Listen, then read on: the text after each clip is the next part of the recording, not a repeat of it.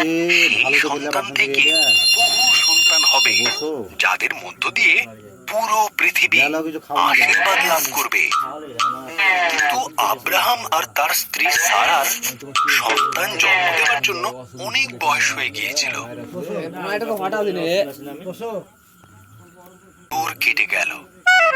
Abraham এখনো ঈশ্বরের প্রতি স্থির বিশ্বাস রেখে চলেছে। তার যখন 100 বছর আর সারার 90 বছর বয়স, ঈশ্বর তার দেওয়া কথা তাদের মনে করালেন। সারা সন্তান সম্ভবা হলো।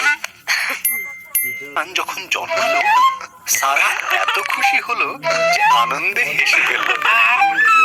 আমার এই হাসি ঈশ্বরের দেওয়া। তারা তাদের সন্তানের নাম দিল ইসহাক, যার মানে সে হাসে।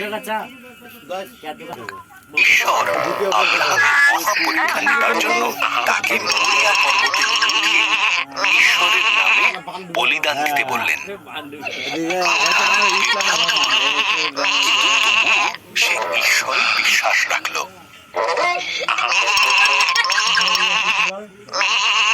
ইসহাক কাঠের গোছা বইল, আর আব্রাহাম নিল ছুরি আর মশাল। একসাথে তারা পাহাড়ে চড়তে লাগলো।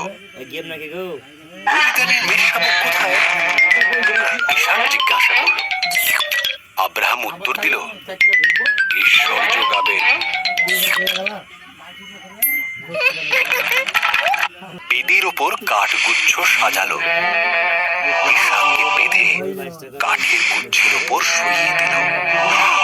ইসহাককে মারার জন্য যখন সে ঝুলে পড়েছে, তখন স্বর্গদূত তাকে ডাকলেন, আব্রাহাম।